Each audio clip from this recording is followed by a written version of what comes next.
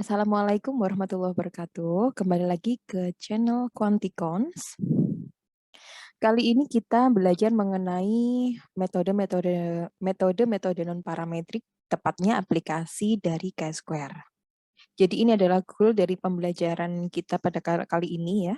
Jadi untuk mengetahui karakteristik dari chi-square, kemudian melakukan uji hipotesisnya, kemudian di sini kita melakukan hipotesis tes juga untuk menentukan apakah dua klasifikasi kriteria itu berhubungan gitu ya. Nah, ini beberapa hal yang perlu diketahui dari karakteristik dari chi-square distribusi ya. Yang pertama itu adalah dia memiliki positively skewed, jadi tidak mungkin dia bernilai negatif begitu, memiliki degree of freedom ya. Kemudian ketika degree of freedom-nya berubah, maka distribusi yang baru juga akan muncul gitu.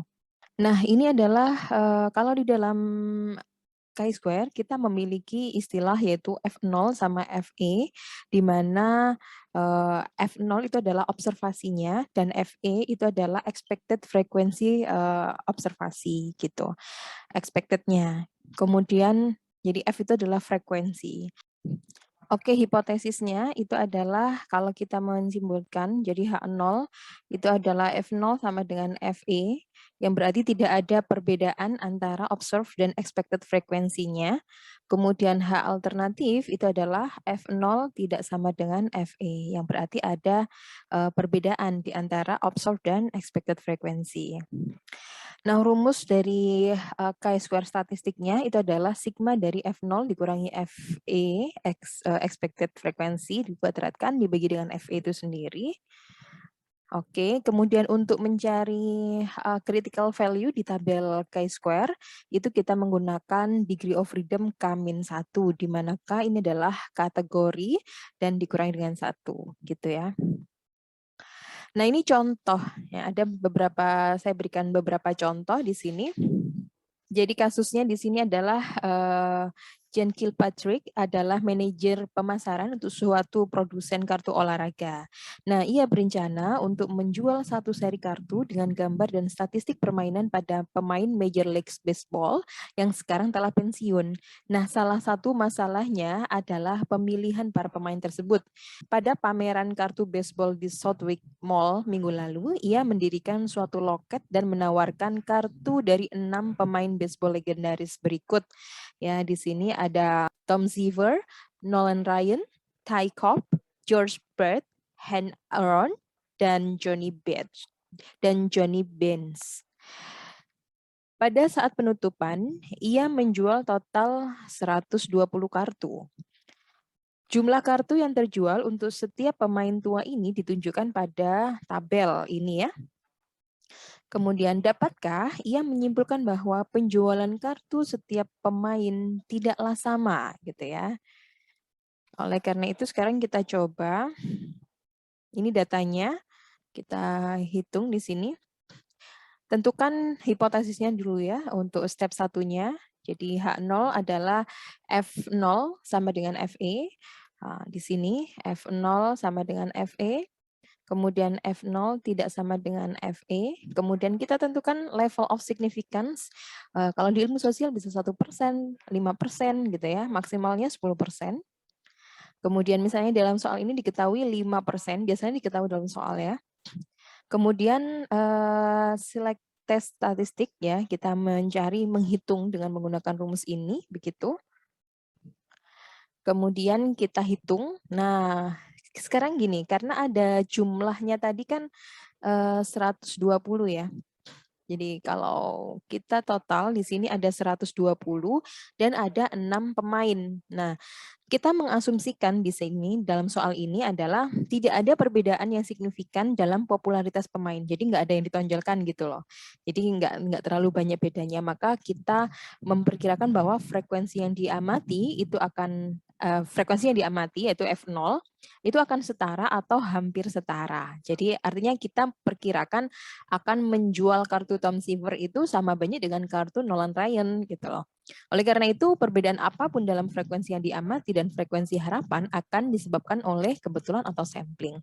Nah, dengan demikian maka FE-nya ya di sini adalah 120 dibagi dengan 6, yaitu langsung saja sama dengan 20. Ini asumsinya adalah tidak ada perbedaan tadi. Tidak ada perbedaan yang unik antara individual yang ada di sini. Oke, ini kalau kita melihat di tabel chi-square ya, kalian bisa melihat di bukunya Douglas Lin di bagian akhir itu ada tabel chi-square, di situ ada rectile areanya. Ingat bahwa tabel chi-square itu tidak pernah negatif ya, jadi semuanya positif gitu. Jadi kalau kita 5% berarti kita ngambil dari 5% ini, kemudian degree of freedom-nya kan K-1 yaitu 6 dikurangi 1 sama dengan 5, sehingga ketemulah critical value untuk chi-square tabelnya itu adalah 11,070 kayak gitu. Nah, kemudian berarti ini ke kanan itu berarti area reject ya. Kemudian di sini adalah area do not reject. Nah, sekarang kita hitung gitu ya. Kita hitung dengan data yang ada di sini, kemudian FE-nya itu kan kita asumsikan sama ya, semua 20 tidak ada perbedaan, maka kita mencari F0 min FE dulu, kemudian kita kuadratkan ya, kita kuadratkan semuanya, kemudian dibagi dengan 20 masing-masing. Nah, kalau sudah ini di total ketemulah 34,4. Nah, sekarang kita masukkan ke apa ya? Critical value udah kita dapat tadi itu 11,070. Nah, 34,4 ini masuk di mana? Berarti masuk di area reject H0 gitu. Nah, sekarang kita melihat bahwa hipotesis nolnya adalah F0 sama dengan FE, kemudian H1-nya adalah F0 tidak sama dengan FE. Karena reject H0, maka kita tolak ini, statement ini, kita tolak, maka yang kita do not reject atau yang kita terima adalah H alternatifnya. Sehingga dapat dikatakan bahwa di sini ada perbedaan antara F0 dan FE. Begitu ya. Nah, begitu. Sehingga ada perbedaan di sini. Oke, kita juga bisa pakai beberapa aplikasi seperti Megastat begitu, tapi untuk bagian kali ini kita hanya lebih fokus pada perhitungannya. Nah, sekarang bagaimana kalau kasusnya unequal expected frequency? Jadi kalau tadi kan kasus yang pertama adalah FE-nya sama semua. Nah, kalau sekarang FE-nya berbeda gimana gitu. Untuk hipotesisnya sama, yaitu there is no difference, jadi di antaranya adalah F0 sama dengan FE. H0-nya adalah F0 sama dengan FE, sama H alternatifnya adalah F0 tidak sama dengan FE. Kayak gitu ya. Nah, ini untuk kasus contohnya di dalam bukunya Douglas Lin ya. Jadi, the American Hospital Administrator Association, AHA, melaporkan informasi berikut mengenai jumlah warga negara lansia yang dirawat di rumah sakit selama periode dalam 1 tahun gitu ya. 40% tidak dirawat ya. Jadi 40% tidak dirawat, 30% dirawat sekali, kemudian 20% dirawat 2 kali, dan 10% sisanya dirawat 3 kali atau lebih. Nah, sebuah survei 150 tempat tinggal Barstow Estate, sebuah komunitas yang mencurahkan perhatiannya untuk warga lansia aktif yang berlokasi di pusat Florida, menyatakan bahwa 55 orang tidak dirawat selama tahun terakhir. Kemudian 50 dirawat di rumah sakit sekali, 32 dirawat 2 kali, dan sisanya dalam survei dirawat 3 kali atau lebih. Kayak gitu. Nah, dapatkah kita menyimpulkan survei pada Barstow Estate ini konsisten dengan informasi yang dikemukakan oleh AHA? Nah, gunakan dengan alfa atau tingkat signifikasi 5%. Oke, sama sih sebenarnya statementnya. Kita tentukan hipotesisnya dulu ya. H0, mungkin kalian lebih familiar kalau nulisnya adalah F0 sama dengan FE. Kemudian H alternatifnya adalah F0 tidak sama dengan FE. Begitu ya. Kemudian cari level of significance dalam tabel, di mana degree of freedom-nya di sini nanti kita tentukan dan dengan alfa 5% ya. Kemudian kita hitung alfanya. Nah, kalau di dalam tabel ini ya, tabel ini, nah ini adalah tabel chi-square yang ada di bukunya Douglas Lin ya. Dari soal tadi kita tentukan apa namanya degree of freedom-nya di sini. Degree of freedom-nya adalah 3, di mana diperoleh dari 4-1. 4-nya apa? Jumlah perawatannya kan 0, nggak dirawat sama sekali, terus dirawat sekali, dirawat 2 kali, dan 3 kali atau lebih. Begitu, sehingga degree of freedom-nya 3, kemudian kita menggunakan apa di sini alfa 5% ketemunya 7,815 gitu ya. Nah, sekarang kita kembali ke sini. Sehingga ketemulah 7,85 sebagai critical value, maka sebelah kanan itu akan reject H0. Sekarang kita hitung. Nah, ini tabel yang sudah kita summary dari ini tadi ya. Jadi kan tadi dari soalnya itu kan mengatakan dari sini ya persentase ya. Oke, dari tabel ini kan bisa diketahui ya bahwa dari soalnya tadi apa ya, ada 40% yang tidak dirawat, kemudian 30% dirawat sekali, 20% dirawat 2 kali, dan seterusnya. Kemudian dilakukanlah survei terhadap 150 tempat tinggal ya, Bartow Estate.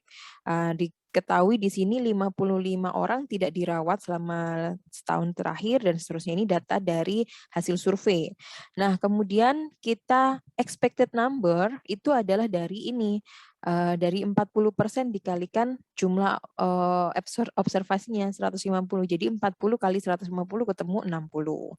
30 kali 15 ya 0,3 kali 150 ketemu 45 dan seterusnya. Nah, kalau kita total sigma F0 sama dengan sigma FE kayak gitu.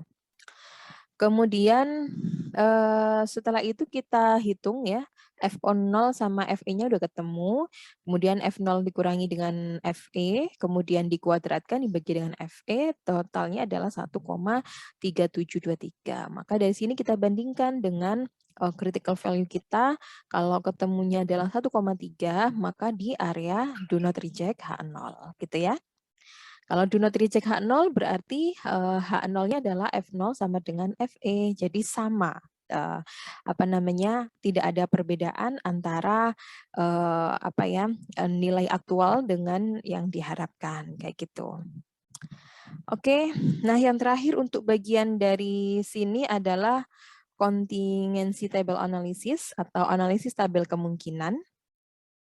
Jadi tabel kontingensi ini digunakan untuk menginvestigasi apakah dua karakteristik itu saling berkaitan gitu ya. Dan setiap observasi itu diklasifikasikan berdasarkan 2 kriteria, dan biasanya kita menggunakan prosedur dari prosedur dari testing hipotesis seperti pada umumnya. Kemudian expected frekuensinya itu adalah row total dikalikan dengan kolom total dibagi dengan grand total. Mungkin kalian masih kayak bingung gitu ya dengan konsep ini. Kita lanjut aja ke contoh ya di sini. Kita contohkan di sini. Federal Correction Agency menyelidiki pertanyaan terakhir di atas. Apakah seorang laki-laki yang dibebaskan dari penjara akan melakukan penyesuaian diri yang berbeda dalam hidupnya sebagai warga negara jika ia kembali ke kota asalnya atau jika ia dipindah ke tempat lain? Nah, dengan kata lain, apakah ada hubungan antara penyesuaian untuk hidup dan tempat tinggal setelah seorang laki-laki dilepaskan dari penjara? Nah, gunakan dengan alfa 1%. Jadi kita tuh sebenarnya bisa loh mencari korelasi, mencari hubungan di antara kedua variabel, dan ini sifatnya non parametrik gitu ya. Jadi kalian harus ingat bahwa non parametrik. Kalau parametrik mungkin kita bisa pakai independent t-test ataupun pair t-test begitu ya. Nah, oke, sekarang psikolog yang bekerja untuk badan tersebut mewawancarai 200 tahanan yang dipilih secara acak. Nah, dengan menggunakan serangkaian pertanyaan, psikolog tersebut mengklasifikasikan penyesuaian hidup setiap orang ke dalam kategori luar biasa, baik, cukup, dan tidak memuaskan. Gitu ya, di sini. Kemudian klasifikasi untuk 200 tahanan dihitung sebagai berikut. Jadi Joseph Camden sebagai contoh, kembali ke kota asalnya dan menunjukkan penyesuaian hidup yang luar biasa. Kasusnya adalah satu dari 27 yang dihitung pada kotak bagian kiri atas, gitu ya. Ini hasil dari perhitungannya. Nah, kemudian perhitungan dari masing-masing setiap kotak atau sel ini dihitung dan dimasukkan ke dalam tabel kontingensi seperti ini. Ini kan dihitung nih dari hasil survei satu-satu dimasukin ke sini, kayak gitu. Kembali ke hometown, not home, kembali ke not hometown mereka, kayak gitu ya. Oke, setelah itu kita bisa menentukan hipotesisnya sama seperti sebelumnya. Jadi no relationship berarti kan F0 sama dengan FE, jadi nggak ada perbedaan. Kalau relationship berarti kan jadi kalau yang satunya adalah F0 tidak sama dengan F-nya. Kemudian kita pilih level of significance-nya dalam soal ini adalah 1%. Kemudian kita mencari chi-square statistiknya. Oke, untuk mengetahui berapa degree of freedom-nya, itu kan rumusnya kayak gini ya tadi. Number of rows dikurangi 1, dikali number of column dikurangi 1. Rows-nya kan 2, ya kalau kita lihat dari sini rows-nya kan 2, hometown sama not hometown. Kemudian kolomnya kan 4, ya, outstanding, good, fair, sampai unsatisfactory. Kemudian berarti 1 dikalikan 3. Maka kita cari dalam tabel, yaitu 3, kemudian dengan alfa 1%, jadi 11,345. Begitu. Ya, gini ya ketemu. Oke. Sekarang kita lihat bagaimana cara menghitung. FE-nya kan kita masih belum tahu ya. Nah, untuk mencari FE itu adalah row total, ya, row total. Di sini ini kan yang data yang ada, yang sesuai soalnya kan ada ini aja ya. Nah, tugas kita adalah mencari FE. Begitu. Jadi kita hitung row total, jadi 27 tambah 35 tambah 33 tambah 25, ketemulah ini ya, 120. Jadi kolom totalnya itu adalah ininya ya. Jadi kolom totalnya. Nah, sehingga untuk mendapatkan FE-nya hometown outstanding itu adalah 120 dikali 40 dibagi 200 ya ini.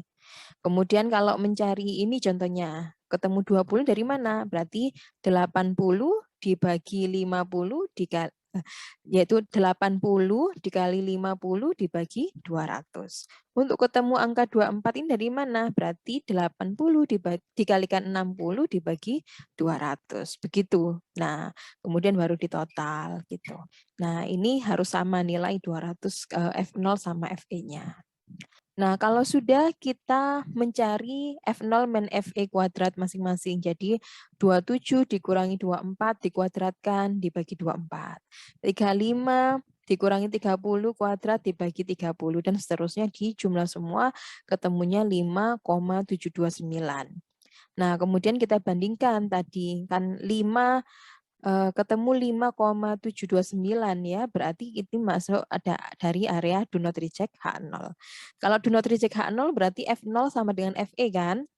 Nah, karena ini F0 sama dengan FE maka dapat disimpulkan bahwa tidak ada bukti terdapatnya hubungan antara penyesuaian untuk hidup dan tempat tinggal seorang tahanan setelah dilepaskan dari penjara. Jadi nggak ada perbedaan.